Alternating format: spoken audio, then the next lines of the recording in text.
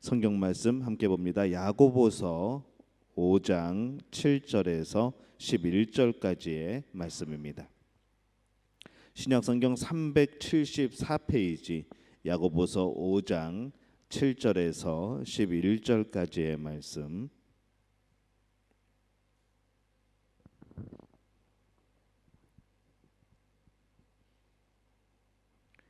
야고보서 5장 7절에서 11절까지 우리 한 목소리로 함께 봉독합니다.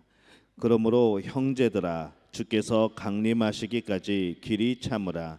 보라, 농부가 땅에서 나는 귀한 열매를 바라고 길이 참아 이른 비와 늦은 비를 기다리나니 너희도 길이 참고 마음을 굳건하게 하라. 주의 강림이 가까우니라. 형제들아, 서로 원망하지 말라. 그리하여야 심판을 면하리라. 보라, 심판주가 문 밖에 서 계시니라. 형제들아, 주의 이름으로 말한 선지자들을 고난과 오래 참음의 본으로 삼으라. 보라, 인내하는 자를 우리가 복되다 하나니 너희가 욥의 인내를 들었고 주께서 주신 결말을 보았거니와 주는 가장 자비하시고 긍휼히 여기시는 이시라. 아멘.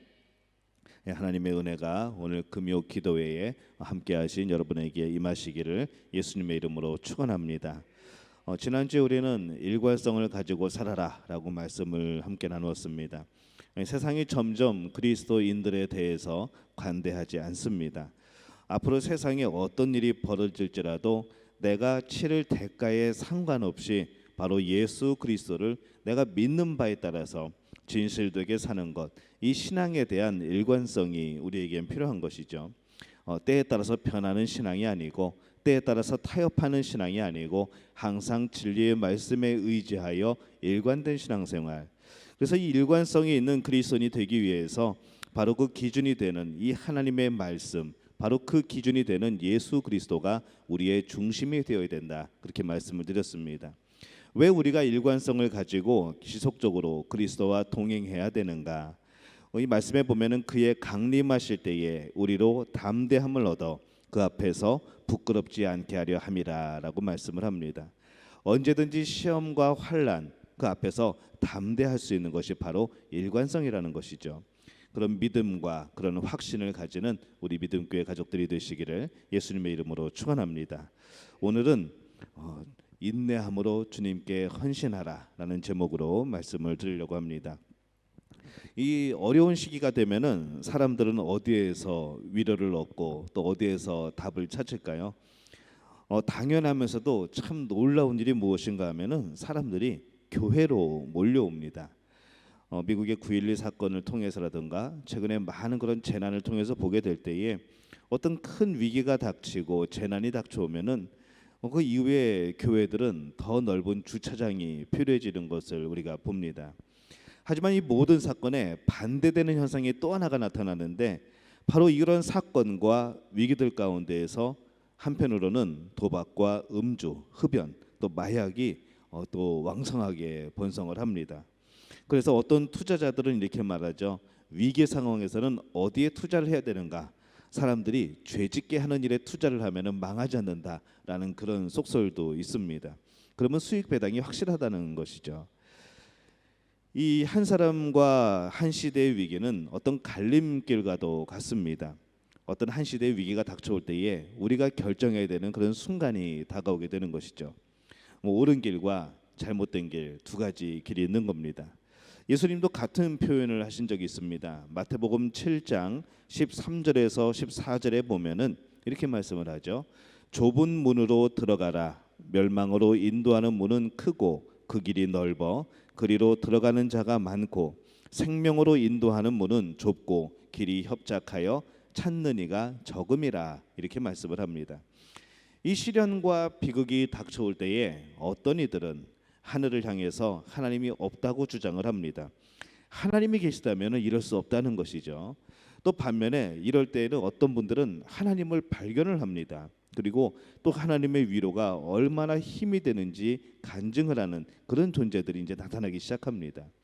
그래서 우리의 위기의 상황을 보면은 항상 반응은 극과 극입니다. 오히려 하나님을 버리는 사람, 오히려 하나님을 발견하는 사람.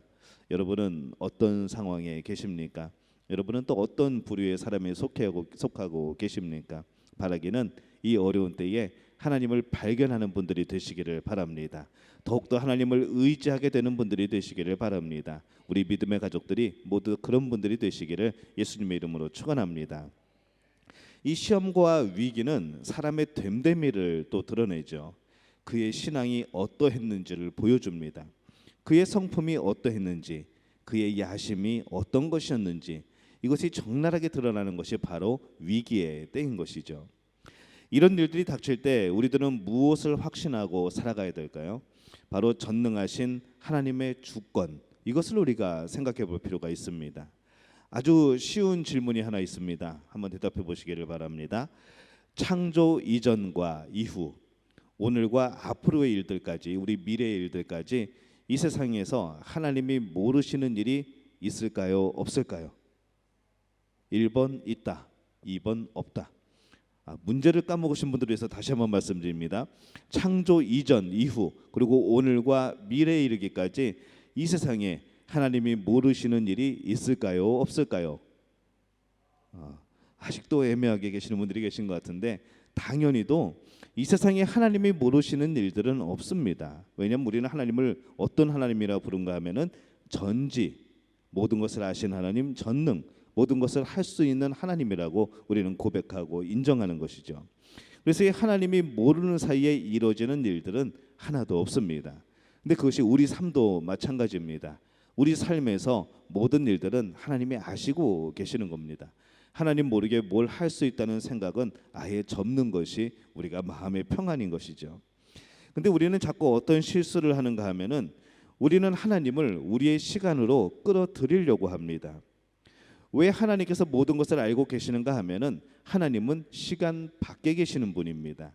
그렇기 때문에 모든 것을 아시는 분인데, 우리는 자꾸 우리의 시간 안으로 하나님을 끌어들이는 것이죠. 내가 바라보는 그런 관점에서 하나님도 똑같이 바라보신다고 생각을 하는 겁니다. 그러니까 앞으로의 일, 먼 과거의 일, 그 다음에 내가 숨기면서 살아온 일들에 대해서 하나님이 모르신다고 생각을 하게 되는 것이죠. 내 관점으로 하나님도 보신다고 생각을 하는 겁니다. 그러니 이렇게 생각하는 이들이 하나님의 전지전능하심을 과연 믿을 수가 있겠는가라는 생각이 드는 것이죠. 하나님은 시간이 정해놓은 그 한계 안에 계신 분이 아닙니다. 그 시간을 누가 만드셨을까요? 하나님께서 만드셨습니다. 시간도 하나님의 창조물인 것이죠. 어떻게 하나님이 그 피조물 안에 갇혀 있을 수가 있겠습니까? 근데 우리는 자꾸 가둬놓으려고 하는 겁니다. 하나님의 나라, 하나님의 통치, 이것은 시간을 초월합니다. 시대를 초월합니다. 공간을 초월합니다. 그렇게 이루어지는 역사입니다. 그래서 쉽게 말하면은 결론적으로는 시간이 하나님을 막을 수 없습니다. 공간이 하나님을 막을 수 없다는 것이죠. 이 세상의 모든 창조물들은 하나님을 막을 수가 없습니다. 근데 우리는 그 안에 살아갑니다. 공간의 제약이 있고 시간의 제약이 있고 여러 가지 제약들이 우리 안에 있습니다. 그렇기 때문에 자꾸 우리 안에서 우리의 수준으로 하나님을 생각하면은 안 되는 일 투성이고 못하는 일 투성이고 기적을 볼 때마다 놀라는 일 투성이라는 것이죠. 근데 하나님의 역사는 기적이 아니고 당연한 겁니다. 하나님의 뜻이 이루어지는 것은 너무나도 당연한 일인 것이죠. 때로는 우리는 그것을 기적이라고 부르고 그것을 놀랍다고 표현을 하게 됩니다. 그렇기 때문에 인류 모든 역사에 있어서 주인공은 인간이 아닙니다. 인간이 주인공이 아닌데 그 인간을 사랑하셔서 독생자를 보내신 분이 바로 하나님이시라는 것이죠. 이 세상의 모든 주인공은 하나님이십니다. 하나님이 처음부터 주인공이셨고 지금도 주인공이시고 앞으로도 주인공이십니다. 그 주인공의 자리를 그 누구도 빼앗을 수가 없습니다. 하나님의 계획과 일하심이 창세전부터 영원까지 쉼없이 계속되어지는 것이죠. 우리는 그 어디를 살아가는가 하면은 그 모든 계획의 한 정점, 한 점을 살아가는 그런 사람들입니다. 그래서 우리는 지금 어디 안에 살아가고 있는가 하면은 하나님의 계획 속에서 오늘 이 시대에 이 시간을 살아가고 있는 겁니다. 그러니 우리가 살아가는 그 순간에 어떠한 모습으로 살아가고 있는지, 오늘 이 시간에 바로 지금 이 순간에 우리는 하나님 앞에서 어떠한 모습으로 있는지, 이것이 참 중요하다는 것이죠. 우리가 하나님 계획 안에 살아가고 있다는 확신이 없으면, 이 믿음이 없으면 평안이 없는 겁니다. 왜냐하면 세상 마음대로 우연치 않게 뭐 우리가 기대하지도 않았던, 우리가 생각하지도 못했던 어려운 일이 닥치는 그런 일들이 우리에게 느껴지기 때문에 그런 것입니다. 우리가 모르는 일들이 나로 모르게 다가왔던 것처럼 그 결론조차 어떻게 날지 모른다는 것, 이게 얼마나 불안하고 혼란한 세상이겠습니까? 하지만은 믿음의 눈으로 보면은 우리가 견뎌낼 수 있는 겁니다. 믿음의 눈으로 보면은 우리가 버틸 수 있는 것이죠. 평안이 있을 수 있습니다. 왜 그럴까요? 하나님의 계획 안에 우리가 살아가고 있다는 큰 믿음 때문에 그런 것이죠. 근데 이 하나님이 어떠한 분이냐? 우리 아버지시라는 겁니다. 우리가 그렇게 고백합니다. 하나님이 어떤 분이시냐? 성경이 선하신 분이라고 고백합니다. 그 선하신 하나님이, 우리에게 선하신 하나님이 우리의 아버지가 되십니다. 그러면 우리는 아버지의 계획 가운데에서 선을 우리를 향한 그 선하신 계획 가운데에 그렇게 살아가게 되는 것이죠. 그렇기 때문에 평안한 겁니다. 그래서 우리가 이 믿음이 없다면은 늘 불안하게 마련입니다. 불안하면 어떻게 될까요? 하나님 외에 다른 것에 자꾸 의지를 하게 됩니다. 그래서 나타나는 것이 술이 그 의지가 되는 것이고, 마약이, 도박이 그런 의지가 되어버리는 것이죠. 근데 거기에 진정한 평안이 없는 겁니다. 하나님의 큰 계획, 그것을 우리가 건물에 비유해서 보면은, 우리는 어쩌면은 그 한 건물에 아주 작은 나사, 벽을 이 콘크리트 벽에 고정시키는 작은 못, 어쩌면 그 정도의 사람일 수도 있습니다. 정말로 이게 의미가 있을까라는 그럴 정도의 미미한 역할을 하는 사람일 수도 있는 것이죠. 근데 그런 존재일지라도 하나님의 계획 가운데는 우리가 있는 겁니다. 그 못은, 그 나사는 분명히 필요한 것이죠. 그 몸체가, 그 건물이 서가기 위해서, 그 건물이 버텨지기 위해서 바로 하나님 계획 가운데 우리를 그 위치에서 사용하시는 놀라운 계획이고 하나님의 선하신 뜻이라는 겁니다. 그래서 우리가 이 땅을 살아가게 될 때에, 이 시대를 살아가게 될 때에 내가 감당해야 될 부분이 있는 겁니다. 여러분, 오늘 인도네시아에 살고 있습니다. 저 역시도 생각지 못하게 하나님께서 이곳으로 인도하여서 인도네시아에 살게 되었습니다. 이것을 제가 계획을 했을까요? 전혀 계획하지 않았죠. 여러분들이 이곳에 살아가는 것, 어렸을 때 여러분들이 그런 생각을 해봤을까요? 아니죠. 오늘 하나님께서 인도하시니까 이곳에 있는 겁니다. 그리고 우리를 믿음교회, 이 공동체 안에 또 묶어주셨습니다. 때로는 우리가 선택할 수도 있겠지만은 이 모든 계획이 하나님의 뜻이라고 생각을 한다면은 여기서 우리가 무엇인가 해야 될 사명이 있지 않을까라는 생각을 해보게 되는 것이죠. 왜 나는 지금 여기에 있을까? 왜 나는 지금 어디에서 무엇을 하고 있을까? 왜 나는 이런 직업을 가지고 있을까? 왜 나는 이런 직분을 맡고 이런 직책을 맡고 있을까? 인간의 생각으로 하면은 우연치 않게 어쩌다 보니 떠맡게 된 것이고 우연치 않게 살아가게 된 것이죠. 하나님은 하지만은 그것을 하나님의 원대한 계획이라고 생각을 한다면은 우리는 참 은혜로운 시간을 보내고 있는 겁니다. 우리가 무엇인가 하나님의 역사의 한 부분을 담당하고 있는 겁니다. 하나님의 큰 계획을 이루어 가심에 있어서 우리가 무엇인가를 기여를 하고 있는 것이죠. 그래서 여러분이 살아가는 지금 이 순간은 여러분의 시간이 아니고 하나님의 시간인 줄로 믿습니다. 하나님께서 기뻐하는 시간인 줄로 믿습니다. 오늘 이 자리에 온라인으로 또 오프라인으로 이 기도회에 참여했다는 것, 하나님이 가장 기뻐하시는 일인 줄로 믿습니다. 오늘 그 일을 여러분이 감당을 하신 것이죠. 근데 감사한 것은, 진짜 감사한 것은 무엇인가 하면은 그 하나님의 위대한 역사에 나를 사용하신다는 겁니다. 그냥 하나 넘어가지 않으시고 살피시고 감찰하시고 도우시고 위로하시는 건 손길이 나에게 바로 임하고 있다는 것이죠. 그냥 우리는 건물에서 나사나 빠져도 잘 모릅니다.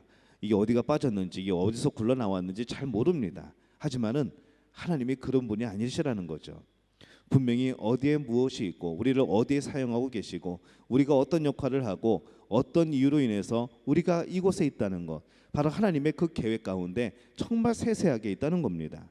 하나님이 그냥 지나치시는 사람은 없다는 것이죠. 그렇기 때문에 여러분, 그 은혜를 깨달으시기를 바랍니다. 여러분의 삶은 1분 1초도 하나님께서 포기하지 않는 삶입니다. 하나님께서 살피시고 보호하는 삶인 줄로 믿습니다. 매 순간을 그렇게 고백하며 살아가게 될 때에 여러분에게 진정한 하나님이 주시는 그 평안이 임하게 되시기를 예수님의 이름으로 축원합니다. 그래서 우리가 이 하나님의 계획과 역사 앞에서 어떤 모습으로 살아가야 되는가? 우리는 겸손한 모습으로 인내하며 하나님의 뜻을 기다리는 그런 삶을 살아야 합니다. 신약에서 보면은 이 행함에 대해서 가장 현실적인 이야기를 하는 사람은 바로 사도 야고보입니다. 이 야고보는 그 말씀을 쭉 읽다 보면은 야 너희들이 믿음만 가지고 있으면 어떡하냐, 믿음이 있으면은 진정한 믿음이 있다면은 당연히 그 믿음을 가지고 행하여야 되는 것이 아니냐, 우리의 실천적인 문제에 대해서 계속해서 우리를 교훈하고 계시죠. 오늘 말씀에 5장 7절에서 8절에 보면은 이렇게 말씀을 합니다. 그러므로 형제들아 주께서 강림하시기까지 길이 참으라. 보라 농부가 땅에서 나는 귀한 열매를 바라고 길이 참아 이른 비와 늦은 비를 기다리나니 너희도 길이 참고 마음을 굳건하게 하라. 주의 강림이 가까우니라. 이렇게 말씀을 합니다. 이 당시에 농사를 지을 때 씨를 파종한 다음에 농부가 할 수 있는 일은 뭘까요? 비가 내리는 겁니다. 비가 내리기 기다리는 것이죠. 우리가 비를 일부러 내리게 할 수도 없고 그냥 하나님이 주시는 비, 그거를 기다릴 수밖에 없는 겁니다. 농부가 할 수 있는 것은 하나님의 은혜를 기다리는 것이죠. 그것을 기다리며 인내하는 것, 참고 기다리는 겁니다. 바로 그것이 농부가 할 수 있는 일입니다. 우리는 그것을 천수답이라고 부르죠. 하늘에서 비를 내려서 농사를 짓게 되는 것, 우리는 그래서 천수답이라고 부르는 겁니다. 주님의 재림을 기다릴 때 이 비유는 더 확실하게 이해가 됩니다. 우리가 할 일이 무엇인가 하면은 복음의 씨앗을 심고 양육하는 겁니다. 농부와 같죠. 씨앗을 심는 겁니다. 잘 자라도록 가꾸는 겁니다. 그런데 거기에 뭐가 필요할까요? 비가 필요합니다. 하나님이 주신 그런 비, 은혜가 필요한 것이죠. 그래서 이른 비는 예수 그리스도가 구원의 역사를 이루신 그런 시점에서 영접하고 거듭나는 때, 그리고 늦은 비는 주님이 다시 오시는 때를 준비하는 것, 바로 이것이 우리에게 필요한 겁니다. 그래서 우리는 하나님의 은혜가 아니면은 아무리 씨앗을 심고 아무리 양육하려고 해도 우리의 힘으로는 사실 불가능한 일입니다.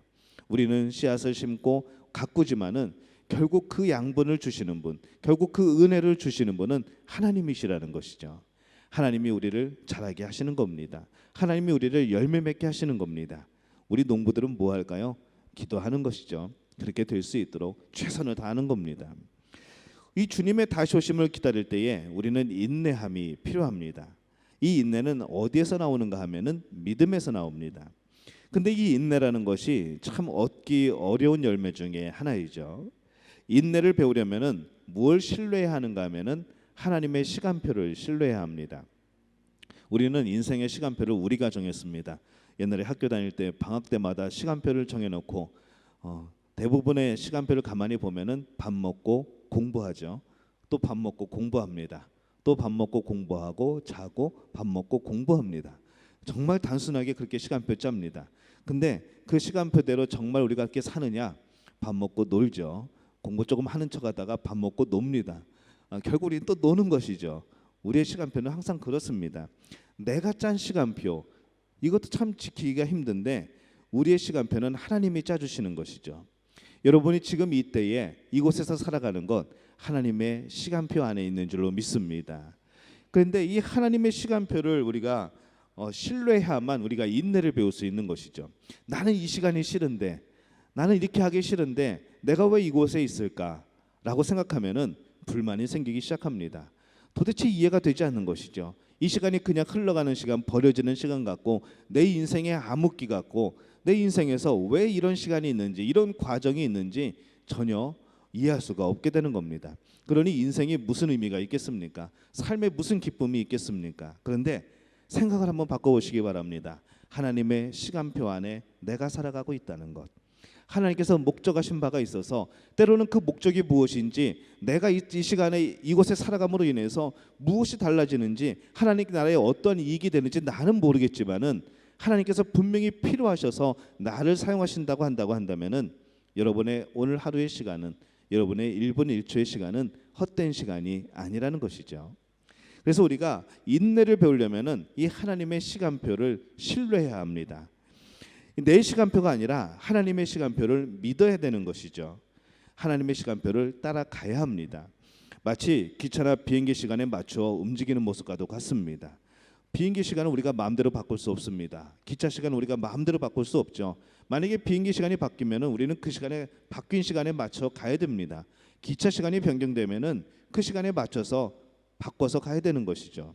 근데 우리는 하나님의 시간에 대해서는 자꾸 우리가 바꾸려고 합니다. 하나님, 나는 지금 이때 이걸 해야 되는데 왜 이게 연착이 됐을까요? 왜 지연이 됐을까요? 하나님 돌려주세요라고 말을 합니다.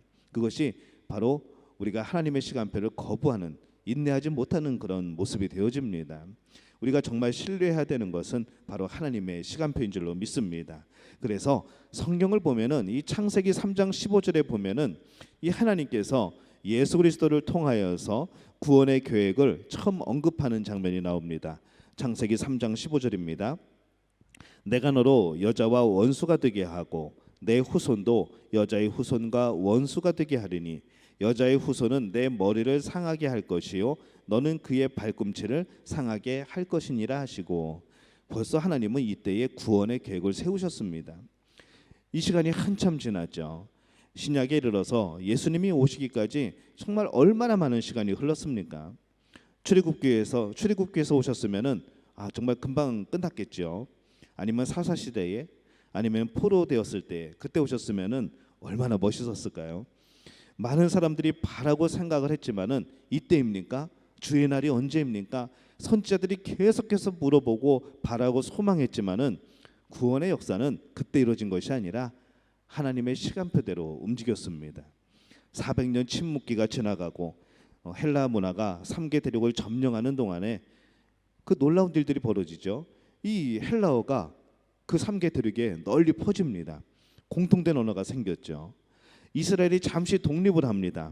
그래서 이 메시아, 우리의 왕이 되시는 우리의 왕이 있었으면 좋겠다. 정말 하나님이 약속하신 우리 왕이 빨리 오셨으면 좋겠다. 그래서 우리가 독립을 하여서 정말 강한 나라가 되어서 이 로마에서 벗어났으면 좋겠다 하는 그런 소망들이 생겨나기 시작합니다. 로마가 세력을 확장하죠. 군대 이동을 해야 되는데 이 군대가 빨리 가려면은 도로가 좋아야 됩니다. 그때 도로들을 닦기 시작합니다. 그래서 모든 길은 로마로 통한다라는 말이 생길 정도로 이 도로를 만드는 것이죠. 점령하기 위해서.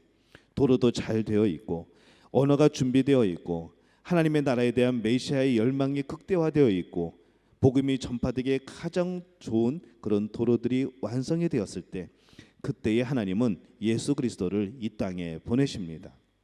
그래서 갈라디아서 4장 4절에 보면 이렇게 말씀을 하시죠.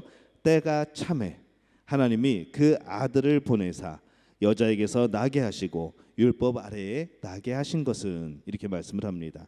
우리 복음성가도 있죠. 때가 참에 아버지께 신령과 진정으로 예배드리네 라고 말하지만 그 때가 참에라는 그 시점은 바로 예수님이 오시기 위해서 모든 것이 준비되었을 때, 그 때가 참에 바로 하나님이 그 아들을 보내사 여자에게 나게 하신 바로 그 사건이 시작되는 겁니다. 얼마나 완벽한 조건에서, 얼마나 정확한 때에, 얼마나 효과적인 장소에서 탄생이 이루어졌을까요? 만약에 예수님이 한국에 오셨으면 어떻게 되었을까요? 이게 복음이 전파되는데 굉장한 시간이 걸렸을 거라 생각이 듭니다.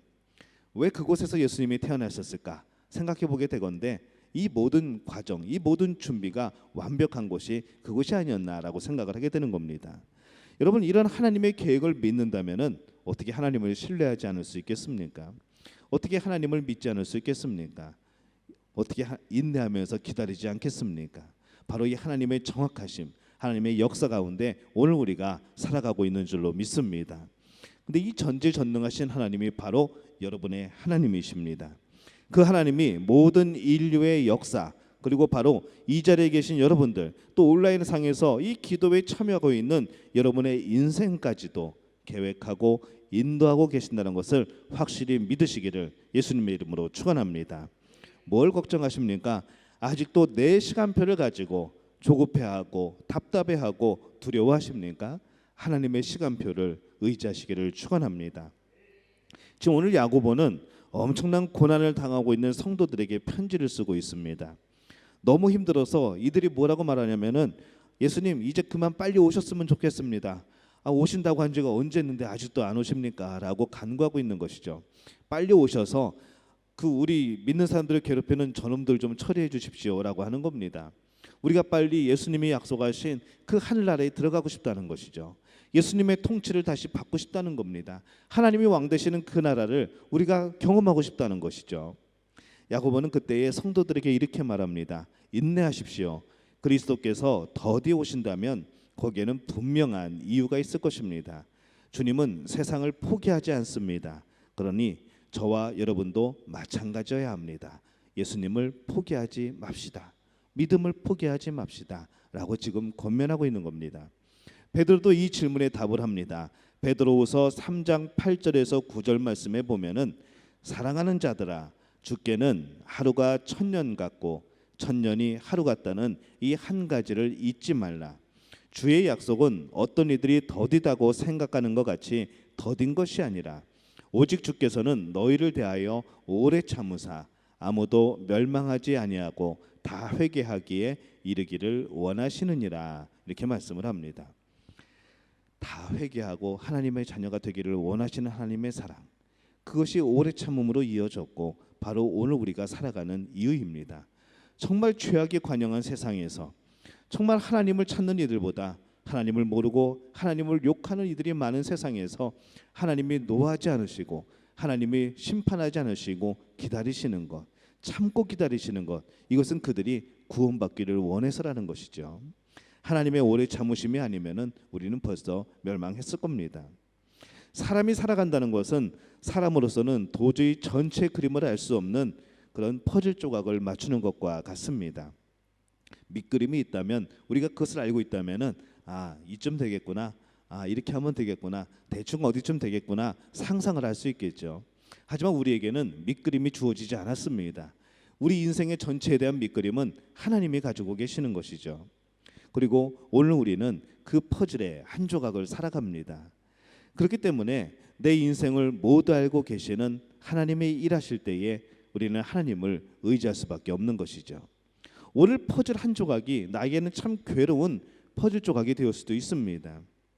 오늘 여러분이 살아가면서 그렇게 즐겁지 않은 정말 어려운 일이, 환난이라고 말하는, 고난이라고 말하는 그런 것이 담겨진 조각을 하나 여러분들이 쥐고 있을 때에, 또 여러분들이 그런 조각을 만나게 될 때에, 이번에 맞출 조각이 그것이라고 하게 될 때에 바로 여러분은 어떤 마음이 들까요? 참 괴롭고 힘들죠. 하지만은 여러분, 그 조각 하나에 매달리는 것이 아니라 전체 그림 가운데에서 그 조각은 어쩌면 아무것도 아닐 수도 있습니다. 그 전체 그림에서 그 한 조각은 오히려 우리를 복되게 하시는, 우리를 완성해 가시는 하나님의 계획이시라는 거죠. 그래서 우리가 그 환난이나 시련이라는 퍼즐 조각 하나를 만났을 때 우리는 그 조각까지도 하나님이 원하시는 내 인생의 전체 모습을 위한 그런 하나님이 주시는 한 조각임을 믿으시기를 바랍니다. 하나님이 모든 것을 주관하신다면 그 한 조각 정도야, 그런 몇 가지의 조각 정도야 바로 아무것도 아니게 되는 것이죠. 그래서 우리는 하나님께 붙들려 사는 그런 인생입니다. 한순간도 우리에게서 눈을 떼지 않으시는 분이 바로 하나님이십니다. 한순간도 우리의 잡은 손을 놓지 않으시는 분이 하나님인 줄로 믿습니다. 우리가 이 세상에서 그리스도인으로 살아간다는 것은 하나님을 향한 믿음, 또 하나님을 향한 신뢰, 그것을 근거로 우리는 살아가는 겁니다. 하나님의 시간표를 인정하며 살아가는 것이죠. 하나님의 가지고 계신 우리 인생의 전체 그림을 우리는 믿고 살아가는 겁니다. 오늘 우리가 그렇게 살아갈 때에 우리에게 평안이 임하지 않겠습니까? 오늘 우리의 삶이 기쁘지 않겠습니까? 오늘 오히려 우리의 삶이 감사하지 않겠습니까? 그리고 앞으로 우리에게 주어질 하나님의 복된 그 퍼즐 한 조각이 기대되지 않겠습니까? 여러분, 소망을 잃으셨습니까? 희망이 없다고 생각하십니까? 오늘 나는 더 이상 버틸 힘이 없다고 생각하십니까? 여러분, 전체를 바라보시기를 바랍니다. 하나님이 가지고 계시는 우리를 향한 선한 계획, 하나님의 목표, 그것이 이루어질 그때에는 우리는 뒤를 돌아보면서 아마 이렇게 말할 겁니다.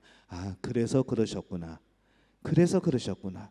우리가 고난이라고 느끼는 그 순간, 우리의 경험조차도 바로 우리를 살리시려는, 우리를 구원하시려는, 우리를 선한 가운데 살게 하시려는 하나님의 계획이셨다는 것을 우리는 그때 발견할 수 있을 겁니다. 그러니 오늘 우리가 우리의 삶에 대해서 판단하지 마시기를 바랍니다. 오늘 어렵다고 하나님이 나를 버리셨다고 생각하지 마시기 바랍니다. 오늘 더디게 응답이 온다고 하나님이 내 기도를 잊어버리셨다고 생각하지 마시기를 바랍니다. 오늘 여전히 하나님은 여러분의 기도를 기억하시고 여러분의 간구를 기억하시고 여러분을 위하여서 또 다른 복의 한 조각을 준비하고 계신 줄로 믿습니다. 그 모든 우리의 인생의 그림이 이어질 때에 우리는 아름다운 천국에 살아가게 되겠죠. 하나님의 통치하심을 우리가 누리게 될 겁니다. 우리가 그때까지 소망을 가지고 우리가 믿음으로 인내하는 우리 믿음의 가족들이 되시기를 예수님의 이름으로 축원합니다.